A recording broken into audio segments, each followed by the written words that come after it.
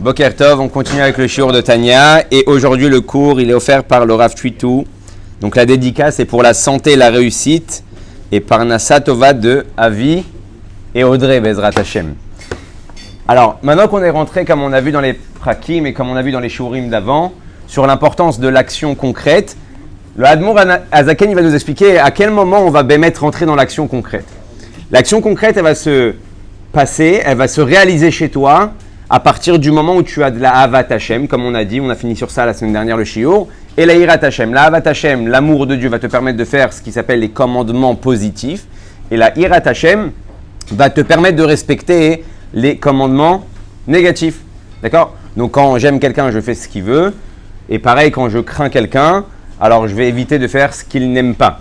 Donc, on va commencer maintenant, on va plus rentrer dans le sujet de du nyan de la Hirat Shamaim. Et le Admour Azaken, il dit Va'ira ishoresh leshasa lota'ase ki yari limrod bemelech malcham lachim akadosh baruch. Et là, il parle d'un premier niveau de Hira, un premier niveau de crainte. Ce niveau-là, c'est ce qui s'appelle Yare limrod. Il craint de montrer une rébellion quelconque. Étant donné qu'il a compris la grandeur de Dieu, quand tu te retrouves devant quelqu'un de grand, tu n'as pas envie de faire le rebelle devant lui. Ouais, tu t'annules, tu es en mode abnégation et à ce moment-là, hein, tu vas faire ce qu'il te demande de faire. Et là, il te dit, étant donné que cette personne-là a de la Hirat Shamaim, il ne veut pas l'imrod, il ne veut pas être en mode rébellion contre Akadosh Baruch Hu Chas Veshalom. Ce qui est intéressant là, c'est que le Admour Azaken, on a vu qu'il ne va même pas parler de ce qui s'appelle la Hirat Haonesh.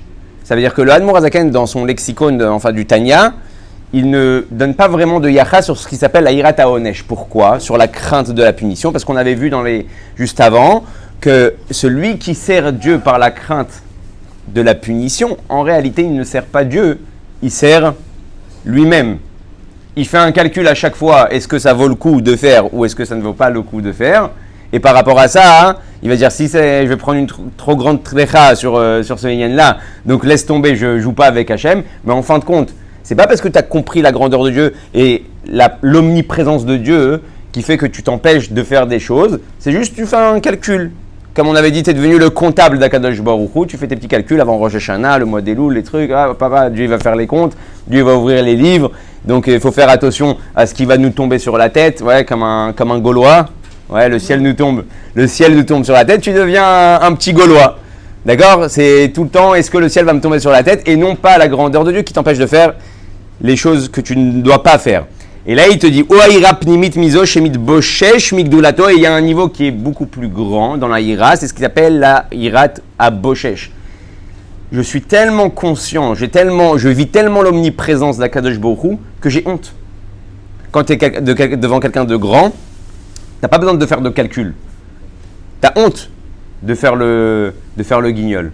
Donc, étant donné que cette personne-là, elle est arrivée à Hirat Aboshesh, on avait vu que Hirat Aboshesh, Itbosheshut, c'est les mêmes lettres que, en réalité, Tchouva, que Shabbat, et c'est tout le lien de la perception divine des grandeurs de Dieu.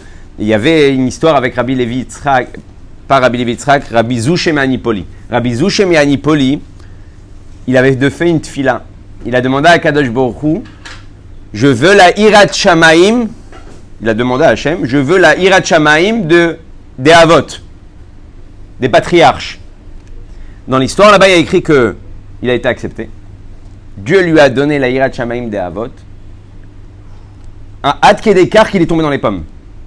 Quand ils l'ont réveillé, il était caché sous la table, il ne pouvait pas sortir, tellement il avait peur.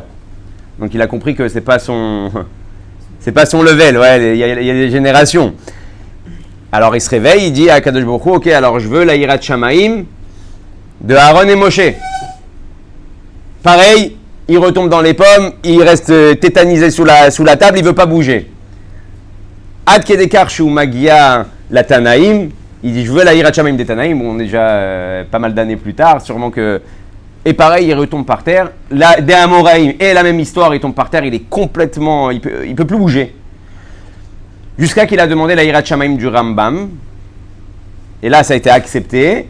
Et ça, il a pu, on va dire, les Achil, il a pu avoir cette chose-là à l'intérieur de lui. C'était acceptable par rapport à son niveau. Ça ne veut pas dire que le Rambam, il a pas la Shalom, Hirat Shamaim par rapport aux autres, par rapport à la génération. Pour vous dire, la Hirat Shamaim, c'est quoi ? C'est quelque chose de grand.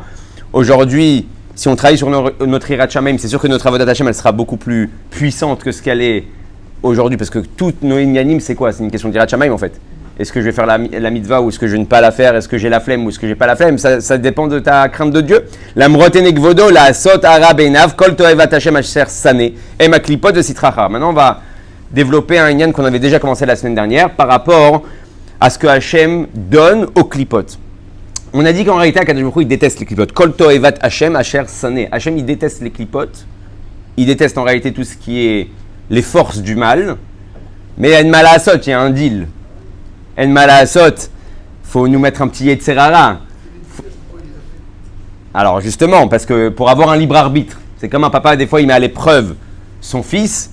Alors pourquoi il le met à l'épreuve? Il ne le met pas à l'épreuve. Il le met à l'épreuve pour voir est-ce que son fils, il a bien compris l'éducation, il a bien compris ce qu'il lui a enseigné ou pas. Il regarde pour voir est-ce que Bémet, tu as compris ce que papa il t'a donné. Maintenant, la Nekuda, elle est quoi? Il te dit que en réalité, Akadosh Baruch Hu, il déteste les clipotes. Donc qu'est-ce qu'il a fait avec eux? Il a fait un chosé, un contrat.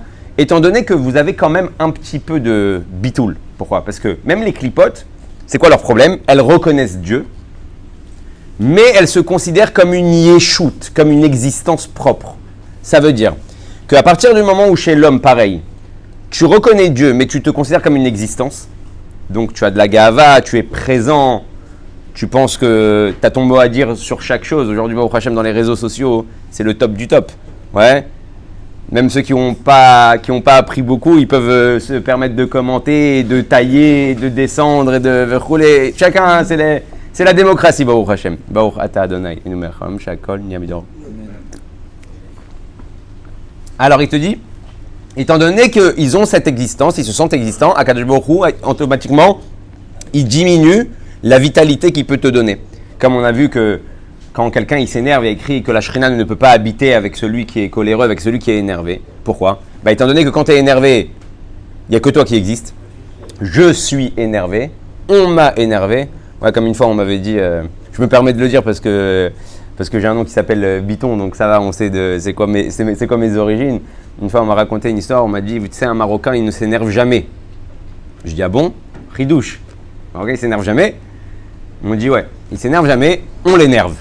D'accord, c'est ça les Kunda. C'est pas il s'est énervé, on l'a énervé. Et bidou, qu'en réalité, c'est une petite blague derrière Bichouta. On sait qu'on n'a pas besoin d'être marocain pour s'énerver aujourd'hui dans notre génération. Lionel, cette semaine, il a fait une belle vidéo où il a prouvé qu'on pouvait ne pas s'énerver même quand il y a un Isaïan, même quand il y a une épreuve. Mais en réalité, quand tu t'énerves, qu'est-ce que tu es en train de dire? Tu es en train de dire, ok, je suis là, je suis présent, on me contrarie, la situation, c'est pas celle que j'ai envie de vivre. Et donc, je crie. Donc, à ce moment-là, je perds de mon abnégation, de mon annulation. Donc, je perds aussi de la gdoucha qui peut rentrer et qui peut pénétrer en moi. Donc, les clipotes, elles disent à Dieu, ok, t'existes, mais nous aussi. Donc, laisse-nous nous driver, laisse-nous faire ce qu'on veut. Maintenant, elles ont reçu une option dans leur contrat. Tu as deux possibilités de recevoir plus de budget, plus d'argent, plus de vitalité d'Akadosh Baruch Hu. Comment? Il y a ce qui s'appelle dans la Chassidut Ribouy Atzimtzumim ou Derech Amakif. Et je vais m'expliquer. Ribouy Atzimtzumim, c'est quoi? Comment la Klippa Bichlal, elle est née? Si tout vient de Dieu, et si Dieu en réalité c'est que de la lumière, comment la notion force du mal, elle a pu naître? En réalité, à partir du moment où la lumière de Dieu, elle a été contractée, ça a laissé place à même des choses qui peuvent aller à l'encontre de Dieu, parce qu'on ne voit plus la lumière, et donc quand on ne voit plus la lumière, on n'arrive plus à comprendre comment les choses elles se dirigent par Dieu lui-même, et donc tu peux, Chazé Shalom, même aller, toi en tant que juif, à l'encontre d'Akadosh Baruch Hu. Et là, les clipotes, elles ont deux chitotes, elles ont deux méthodes pour te faire tomber. En fait, qu'est-ce qu'elles font? Étant donné que Ribouya Tzimtzumim, il peut venir aussi à partir du moment où Dieu il a créé un monde matériel, et donc dans ce matériel-là, on ne voit pas Dieu, donc la lumière est cachée. À partir du moment où un homme il donne de l'importance à ce monde matériel, bien sûr que le monde matériel est important, mais il donne de l'importance au monde matériel, comme il y a écrit qu'en réalité, ce n'est pas le pain qui nourrit l'homme, mais c'est le nitzotz qu'il y a en réalité dans chaque chose. Ouais. Lo ala lechem levado yichye adam. C'est pas seulement sur le pain que l'homme il va vivre. Pourquoi? Kim? Qui a kol motza pi Hashem, nachon. C'est quoi qui a kol motza pi Hashem? L'homme n'a pas besoin forcément de pain pour vivre. Il a besoin de la parole divine. C'est quoi ce pasouk? Le Baal Shem Tov, il est Mefaresh Oto, il explique qu'en réalité, même dans ton pain, il y a la parole de Dieu. Et donc, en fait, quand tu vas manger du pain, si tu cherches la parole de Dieu, la parole créatrice, le nitzot, la gdusha qu'il y a dans la chose, en réalité, tu vas te nourrir du nitzot et non pas forcément du pain. Le pain, c'est ton moyen d'arriver au nitzot. C'est pour ça que des fois, un homme, il peut avoir, c'est très intéressant parce que le Baal Shem Tov, il explique ça, que des fois, un homme, il peut avoir une envie de ta'ava, une envie de quelque chose. Attention, on ne parle pas de choses interdites. Les plaisirs interdits, ce n'est pas le Yetzer Tov, c'est sûr que c'est le Yetzer Hara qui te pousse vers là-bas. Mais des fois, j'ai envie d'un kiff, j'ai envie d'un plaisir qui n'est pas assour al pitora. Alors, il te dit qu'en réalité, le Baal Shem Tov, pourquoi en fait tu as envie de cette chose-là? Parce que ta Neshama, elle a vu là-bas un nitzot, elle a vu là-bas une parcelle divine qui lui appartient. C'est pour ça qu'elle te réveille pour aller vers là-bas. Donc toi, tu fonces vers le shawarma, tu fonces vers le truc. Pourquoi? Parce que ta Neshama... Alors, c'est quoi le problème? Le problème, il est que entre-temps, la Nefesh Habahamit, elle te met des embuscades, elle te met des bâtons dans les roues. Qu'est-ce qu'elle fait? Elle veut que quand tu arrives à ton shawarma, tu oublies Dieu. Tu oublies ce nitzot de Dieu. Et donc, en fin de compte, ton shawarma, au lieu de l'avoir emmené vers la Gdusha, tu l'as ramené au clipot. Et donc, il te dit, quand à partir du moment où tu donnes de l'importance, en fait, tu fais descendre la lumière de Dieu dans les choses basses de ce monde-là, tu donnes de l'importance à la matérialité de ce monde, donc c'est le problème quand on est très matérialiste, eh ben, tu vas engendrer que Dieu va les tzamtzem, il va se contracter dans cette chose-là. Et à partir du moment où tu as contracté la lumière par toi, eh ben là, ils peuvent se nourrir. Donc, ils vont des fois, et c'est pour ça que le Admor Azaken, plus loin, il va expliquer qu'en réalité, les clipotes, au début, c'est qu'ils volent un œuf, volent un bœuf. Au début, elle ne te demande pas de faire des avérotes. Il dit à la base, quand tu nais, à la clipa, elle ne te demande pas de faire des avérotes. Elle sait que c'est pas possible. Alors, qu'est-ce qu'elle fait? Elle envoie l'homme, Liot Shakua, être investi à fond dans la matérialité de ce monde. Les hâtes, il pense qu'à lui, il pense qu'à ses propres plaisirs et ses propres bienfaits. Il oublie Dieu. Et de là, il peut te faire tomber maintenant dans une avéra. C'est-à-dire que le début de ta descente, le début de ta néphila en tant que juif, c'est pas les avérotes. Le Yetzer Hara, il ne va pas t'attaquer depuis le début de ta vie sur la avérote. Quand tu es petit, tu es un bon juif, tu veux faire des bonnes choses, tu veux faire la Mizat Zaka, tu veux t'asseoir avec ton père, tu veux aller à la synagogue, tu vas attraper un petit bonbon, tu veux écouter la Torah. En réalité, toutes ces ta'avot-là qui va perpétuer chez toi, grâce à ça, maintenant, il va te faire tomber dans les clipotes. Pourquoi il te fait tomber dans les clipotes? Parce que c'est son seul moyen de recevoir un peu plus de vie. Donc c'est pour ça, par exemple, Derech Hagav, quand on avait dit que tout ce qu'il y a en haut, il y a en bas, et c'est pour ça maintenant on va comprendre aussi les halachot qui sont tranchées ici-bas. Pourquoi il y a écrit Sear, Isha, Erva? Ouais, les cheveux d'une femme sont en réalité sa pudeur et qu'on n'a pas le droit de les voir. Donc on met soit un kissouy roche, soit une perruque selon les traditions, selon les minagim, selon les poskim. Parce qu'en réalité, on sait que la femme, elle vient dans le Zohar de Gvura. D'accord? Gvura, on a dit, c'est ce qui s'appelle dans les sphirotes la rigueur. C'est une contraction de Dieu qui va être dans la rigueur. La mida de Gvura, elle est très, très, très, très puissante. Pourquoi? Parce qu'en fait, c'est du chesed qui est caché. On a vu que Dieu il a voulu faire le monde sur le midat chesed, ouais, et que ça n'a pas marché. Donc, il a rentré la midat adin. Il a fait ce qui s'appelle le monde al-rachamim. Et là, ça a pu donner quelque chose de correct et de normal. En réalité, la Gvura, son rôle, c'est quoi? C'est de ne pas te donner à un niveau où tu ne peux pas recevoir. Vous savez, des fois, comment on fait un enfant pourri gâté? En fait, il a un certain kéli, il a un certain réceptacle. Il y a un enfant, tu peux lui acheter 5 paires de baskets. Étant donné qu'il a un grand réceptacle, Baruch Hashem, c'est pas ça qui va le rendre pourri gâté. Mais il y a un enfant qui peut se contenter d'une paire de baskets. Donc quand tu lui en achètes 5, tu lui as donné plus que ce qu'il peut recevoir. Et automatiquement, il va aller des fois à ton encontre. Parce qu'il n'a pas réussi à prendre. C'est-à-dire que même le recette, quand il est trop donné, il n'est pas dosé, tu peux faire des erreurs. On l'a bien vu. Quand tu n'es pas assez rigoureux dans certains inyanim, tu peux avoir des problèmes qui naissent. Alors malgré que le rabbi dit vaut mieux faire une erreur dans chesed, vaut mieux donner trop et faire une erreur là-bas que faire de la rigueur qui n'était pas à sa place. C'est-à-dire que quand tu es dur avec quelqu'un et que tu as dépassé la limite de la dureté que tu devais donner, eh ben, tu peux faire des erreurs beaucoup plus graves et irréparables que dans le chesed. Au pire des cas, tu as donné, tu peux encore réparer les inyanim. Mais là, il te dit que la femme, elle est gvura. La femme, elle vient de cette mida-là, de Gvura. Et les cheveux, on sait que c'est Gvura. Comment on sait quoi la preuve que c'est Gvura? C'est que, par exemple, un cheveu, quand tu le coupes, Ouais, tu n'as pas mal. Pourquoi tu n'as pas mal? Parce qu'en fait, le tzimtzum de la chayut, la contraction de la vitalité qu'il y a dans le cheveu, elle est tellement fine, minime. En fait, ça vient de ton corps. Mais comme c'est vachement contracté, donc là-bas, tu peux couper, tu ressens rien.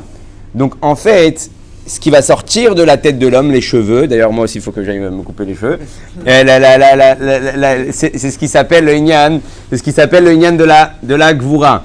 Et comme une femme, elle est gvura, et gvura, ça fait 2 fois gvura, donc c'est beaucoup de contractions, donc ça peut donner ce qui s'appelle de la yenika tachitzonim. Vous vous rappelez qu'on vient de dire que plus tu contractes la lumière de Dieu, par toi, par ta façon de faire les choses, et plus tu donnes la possibilité aux clipotes de se nourrir. Donc c'est pour ça que la femme, en fait, elle se couvre les cheveux. Parce qu'elle a gvura et gvura, et pourquoi on voit la même chose avec qui? Avec les Lévi'im. Les Lévi'im, on sait que leur particularité, c'est la gvura. C'est pour ça qu'ils se rasaient au Beth Amikdash entièrement. Pour pas qu'il y ait gvura, et qu'au Beth Amikdash, il y ait aussi ce qui s'appelle une yenika, pas un abus, mais je sais pas comment on peut dire ça, ouais, une yenika de nourrir les clipotes, et c'est pour ça qu'ils se rasaient. D'accord? Ça, c'est juste pour maintenant. On va arriver au deuxième level. Le deuxième level, c'est un niveau extraordinaire. Le niveau extraordinaire où les clipotes, elles peuvent s'éclater, elles peuvent recevoir un budget no limite, c'est quand elles arrivent, elles vont taper dans ce qui s'appelle le mekif. Si elles vont à la source de la lumière de Dieu, là-bas, elles peuvent prendre directement 1 tonne. Maintenant, les seuls qui sont attachés à la source réellement, c'est nous. Adam Atarton, l'homme qui est en bas. L'homme qui est en bas, il est attaché. Donc, s'il se branche à toi au bon conduit, il peut puiser directement de la source 1 tonne. Et donc, tu donnes de la force au clipote. Comment tu peux arriver à cette situation-là? 2 possibilités, on avait dit. 1, chez Adam Magbia et Atzmo, Kol Gevalev, un homme qui va avoir de l'orgueil et qui va avoir de l'ego. Là, c'est le top. Tu as rentré la clipa dans un ascenseur, ping, tu l'as envoyé directement à l'adresse. Et c'est pour ça qu'on a dit qu'en réalité, c'est pour ça que la clipa, elle est toujours intéressée à te rentrer beaucoup de yeshut, d'existence et d'ego et te faire croire que tu es le centre du monde. Pour cette raison-là. Parce que quand elle t'a fait croire ça, elle peut prendre avec toi l'ascenseur et arriver à la source de la clipa et se nourrir 1 tonne. Deuxième chose, et ça c'est beaucoup plus dur et beaucoup plus choquant, c'est qu'il y a écrit Kipanu Elai Oref, et c'est sur ça qu'on avait fini le show la semaine dernière. Quand un juif, il fait Torah au mitzvot, mais il n'est pas joyeux, Dieu te dit tu m'as tourné le dos, étant donné que tu lui as tourné le dos et que toi tu es en train de servir Dieu, la clipa elle se branche à toi, mais tu es en train de servir Dieu, donc tu fais Torah et mitzvot. Mais comme tu n'es pas content, en réalité tu montres quoi? Que la Torah et mitzvot ça ne t'intéresse pas réellement, tu donnes la possibilité à la clipa de prendre à la source. Donc, la gava, l'orgueil, et aussi le inyan de ne pas servir Dieu avec un réel plaisir, avec un réel envie. Alors, vous allez me dire, ouais, comment? Des fois on a envie, des fois on n'a pas envie. Encore une fois, ça vient de Moach, ça vient de ce que tu as comme perception. Comme on avait vu avec le Baal Shem Tov, j'avais raconté ça hier d'Afka dans un shiur, que le Baal Shem Tov, il y avait une fois un monsieur qui est rentré dans la yeshiva du Baal Shem Tov, un russe, qui s'est bloqué avec sa charrette en plein milieu d'une tempête. Il est rentré, il a dit s'il vous plaît au Bachouré Yeshiva, ils étaient tous en train d'étudier, et il a dit j'ai besoin d'aide. Qu'est-ce qu'ils l'ont dit gentiment, poliment? Désolé, on ne peut pas t'aider. On est en pleine étude, on est occupé, on ne peut pas t'aider. Trouve une autre solution.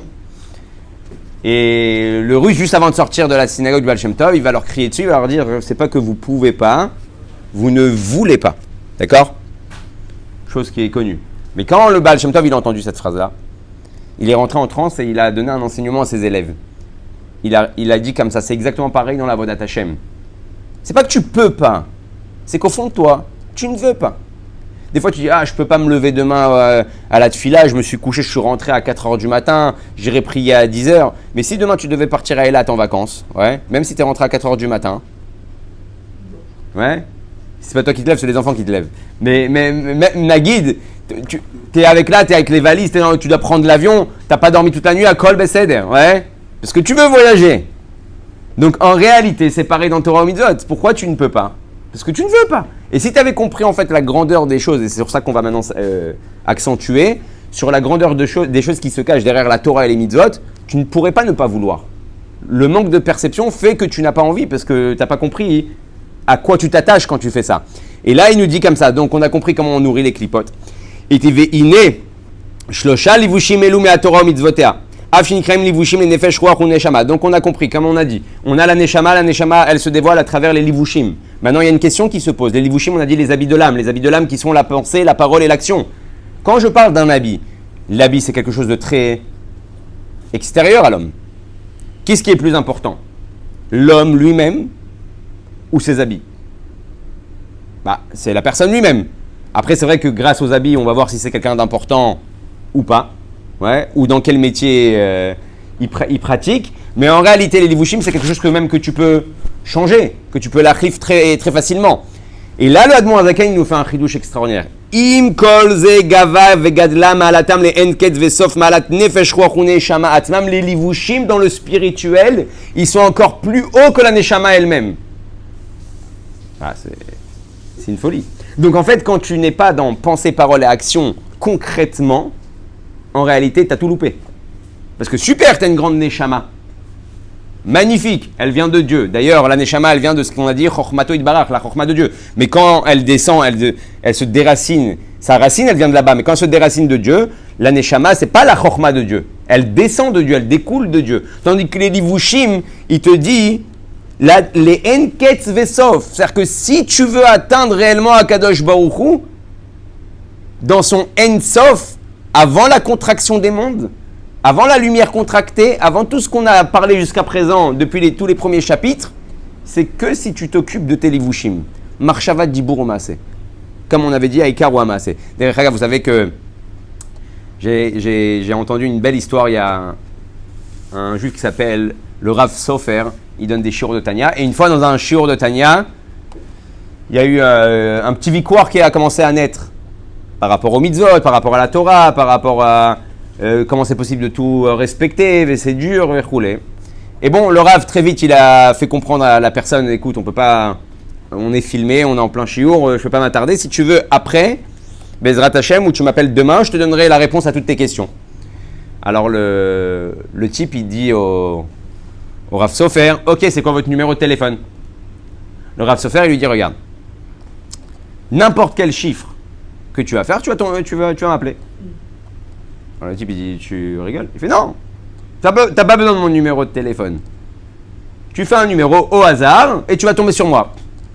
Il dit, c'est une blague, vous foutez de moi, c'est quoi? Pourquoi nous, sérieux? Il dit, Bémet, essaye ce soir, tu rentres à la maison. Alors le type, il lui dit, non, Rav Sofer, sérieusement, je veux votre numéro de téléphone. Il lui dit, écoute, Akadosh Baruch Hu, pareil, il a un numéro de téléphone. Il lui a dit, c'est le 613. Ouais. 613. Les 613 mitzvot.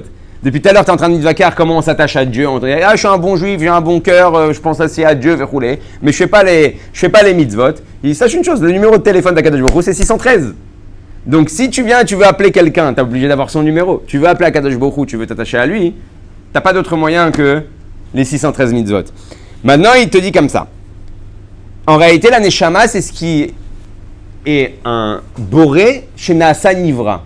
La neshama, en réalité, c'est comment Dieu, il s'est dévoilé en mode existant. C'est un boré, donc Akadosh Baruch Hu, chez Naasa Nivra, qui est devenu une créature. Donc en réalité, la neshama, encore une fois, elle est limitée par rapport à tes livushim. D'ailleurs, vous savez, il y avait une histoire avec le Maggid de Mezerich. À l'époque, c'était l'élève du Baal Shem Tov. Et le Baal Shem Tov, il avait une anaga très spéciale. C'est que tous les Shabbats midi, il faisait les Teilim avec les Yehudim Pshutim, avec les gens simples du village. Maintenant, on sait que Shabbat Mintra, c'est un des moments les plus hauts de la semaine. Si ce n'est pas le moment, le Razin des Razin, le moment le plus haut de la semaine. Et le Baal Shem Tov, il base tous les plus grands élèves. Imaginez-vous, c'est qui les élèves du Baal Shem Tov, ouais. Maggid de Mezerich, déjà ça suffit, mais tous les plus grands du monde de la Chassidoute, ils sont là-bas. Et il leur dit, non, on ne va pas étudier la Chassidoute, on ne va pas étudier les choses profondes de la Torah, sortez. Moi, je m'occupe des Juifs. Et ils font des Teilim, Pachout. Les gens, ils lisent les Teilim, ils ne comprennent même pas ce qu'ils disent.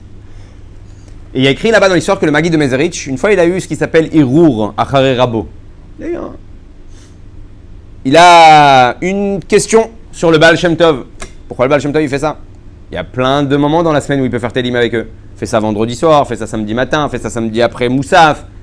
Dafka, le moment le plus haut de la semaine au niveau Gdusha, hein, tu vires les Talmidim les plus grands de ta yeshiva et tu fais rentrer les gens simples. Bon, c'est resté une question dans sa tête. Le Baal Shem Tov, il sort de Teilim et il demande à tous ses élèves de se tenir la main. En général, le Baal Shem Tov, pour leur dévoiler des chizionotes, des choses puissantes, des visions, il leur faisait tous tenir la main. Et d'un coup, ils entendent des chants. Et ils écoutent. Et le Baal Shem Tov, il leur pose la question, à votre avis, c'est les chants de qui? Alors, il y en a un qui dit des malachim, des srafim, ouais, des anges. Et chacun, il donne un nom de quelque chose de puissant qu'il y a dans les mondes spirituels. Et le Baal Shem Tov, il regarde tout le monde et il dit, ça, c'est le chant des Juifs qui viennent dire les Teilim Shabbat après-midi avec moi. Ce sont les mélodies qui montent là-haut et qui font un grand nachat à Kadosh Baruch Hu, des fois même plus que des gens qui étudient la Torah avec une profondeur. La pashtout, la simplicité, le cœur pur, sans arrière-pensée, sans compréhension, ouais, comme un enfant. Et là, le Maguide, il se sent très mal. Il comprend que le Baal Shem Tov, il a compris sa question et il lui a répondu. Arrête de me parler de ces juifs-là simples qui viennent faire des Teilim, voilà ce qu'ils engendrent là-haut. Lui, il a eu les boules et donc il s'est senti pas bien. Là-bas dans l'histoire, je ne sais pas s'il y a écrit qu'il a fait un rêve ou il a eu un dévoilement. Et là-bas, dans la chose qu'il voit, il voit Moshe Rabbeinu là-haut qui donne un shiur de Torah. Et dans le shiur de Torah, il pose la question sur, vous savez qu'il y a eu Yitzhak qui est né à un moment où Abraham et Sarah, ils étaient assez âgés. On sait que Sarah, elle a rigolé, mais même Abraham, il a rigolé. D'accord? Et là-bas, il y a écrit, comment c'est possible que Abraham Avinu qui parle avec Dieu, et Dieu, il lui annonce, Moshe Rabbeinu pose la question, il lui annonce une chose pareille, il rigole. Il dit quoi? C'est ton pote. Dieu, il te dit, voilà, il te fait une promesse, il dit, bon, c'est bon, je vais te donner un fils. Au lieu de dire merci, que Dieu te bénisse. Au lieu de dire merci à Hachem, il lui rigole au visage, genre c'est pas possible. Et Moshe Rabbeinu, il pose la question au Talmidim, alors qu'est-ce que vous en pensez quand c'est possible qu'Abraham est arrivé à cette situation? Et là-bas, Moshe Rabbeinu, il va donner une réponse extraordinaire. Il va dire en réalité, même un tzaddik, ouais, qui descend dans ce monde-là, gouf, nishar gouf. Un corps, ça reste un corps, ça veut dire quoi? C'est-à-dire que même les tzaddikim, à cause du corps des fois, ils font pas des avérotes, c'est pas une avéra, c'est pas une faute, mais ils ont des coups de pression, ouais, du côté de des sauts qui viennent en fait du côté du gouffre, et c'est pour ça qu'il a rigolé en fait spontanément, parce que ça vient pas de lui il comprend que Dieu, oui, il peut donner ça, c'est son corps qui rigole de ça. Et là, le Maguide, il a écrit là-bas qu'il a été apaisé, il a compris que même lui, ça vient pas de lui réellement, hein. Même la pensée qu'il a eue sur son rave, ça venait mitzad agouf.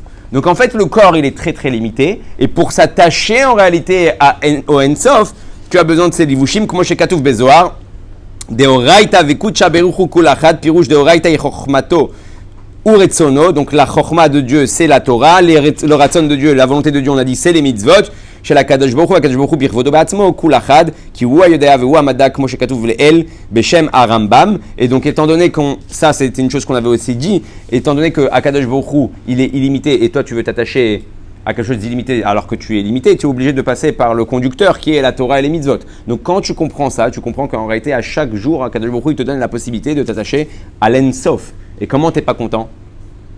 Comment t'es pas à cheval sur tous ces détails-là? Derech Haga, vous savez que on voit qu'Akadosh Baruch Hu, quand il s'est contracté, il y a écrit la contraction. Mais en réalité, quand Akadosh Baruch Hu, il se contracte, par exemple, vous savez qu'il y a écrit qu'Akadosh Baruch Hu, il s'est contracté dans le Aaron. Ouais, il y a écrit comme ça dans le Midrash Parashat Vayekel, Tanchuma, Zayin. Là-bas, il y a écrit que Akadosh Baruch Hu, il s'est contracté dans le Aaron. D'ailleurs, c'est pour ça qu'il y a écrit Aaron Eno Minamida. Pourquoi il y a écrit Aaron Eno Minamida? Vous savez c'est quoi Aaron Eno Minamida? C'est qu'en fait, dans le Kodesh HaKodashim, il y avait le Aaron. D'accord? Bidiouk. C'est-à-dire que si maintenant, je vais vous parler comme ça en mètres, comme ça c'est un peu plus facile. Si toute la longueur faisait par exemple 6 mètres, ouais, là-bas il parle en un mot, mais si elle faisait 6 mètres, donc si je mets maintenant en réalité un meuble au milieu, d'accord? Donc le meuble, on va dire, il me prend 2 mètres. Donc il devrait rester 2 mètres à droite et 2 mètres à gauche. D'accord? Mais Aaron et Nominamida, ça veut dire que si la salle faisait 6 mètres, tu mettais le Aaron. Si tu comptais du Aaron au mur et du Aaron au mur, tu avais 3 mètres et 3 mètres. Comme si le Aaron n'existait pas, ne prenait pas de place. Et la question, c'est quoi ce... Alors, étant donné qu'Akadosh Baruch Hu, il est illimité et il s'est habillé dans le limité, donc tu vas retrouver dans même quelque chose de limité et l'illimité. Et ça, en réalité, c'est la possibilité que Dieu il te donne. Dieu il te donne cette possibilité, cette capacité-là, grâce à la Torah et au mitzvot. Combien même tu es dans un corps limité, grâce à la pensée, la parole et l'action, tu peux atteindre l'illimité. Comme on avait vu avec Rabbi Levi Yitzhak de Barditchev, quand il a vu le livre de Tanya, qu'est-ce qu'il a dit? Il a dit, je ne sais pas comment le Admor Hazaken, il a rentré un Dieu aussi grand dans un livre aussi petit. Ouais, pareil, l'illimité et le limité. Pareil avec le Inyan donc du Midrash qu'on a vu. Et juste pour finir sur une petite nekuda, comme ça la semaine prochaine on pourra avancer.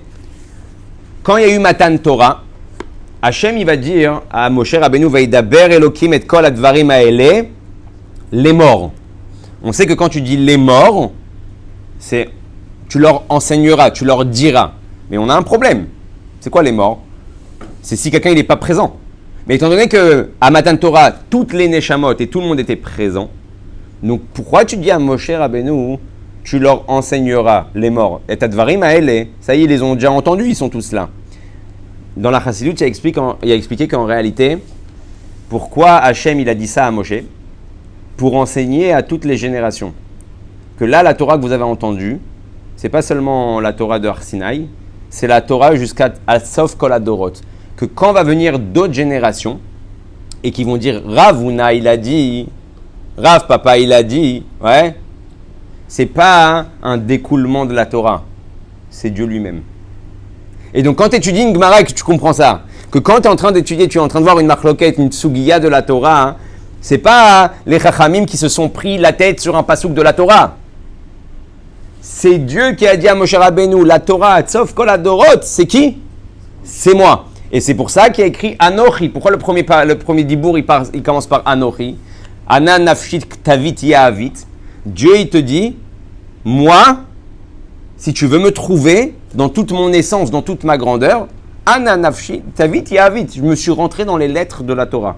Donc en réalité, ton seul moyen d'atteindre Akadosh Baruch Hu tel qu'il est réellement, avant la contraction des mondes, avant Yud Ke Vav Ke, avant le nom de Elohim, avant tous les schémas qu'on connaît, parce qu'en fait les schémas de Dieu, c'est des moyens de se dévoiler dans le monde. Midata Rachamim, Midata Chesed, Midata Gvura. Mais si tu veux atteindre le suprême, la suprématie de Akadosh Baruch Hu, en réalité, c'est à travers la Torah. Et quand tu comprends ça, tu peux plus t'asseoir devant une Gemara ou devant une Mishnah ou devant une Halakha, hein, et pas les Tregesh. Parce qu'à ce moment-là, c'est qui te parle? C'est Dieu. C'est Dieu lui-même que tu es en train d'attraper. Ça, c'est pour la Nekuda de la Yirat Shamayim, ça, c'est la Nekuda des Levushim, et c'est pour la Nekuda aussi de l'importance de notre Torah qui nous permet d'atteindre les plus hauts sommets. Voilà pour cette semaine, Baruch Hashem.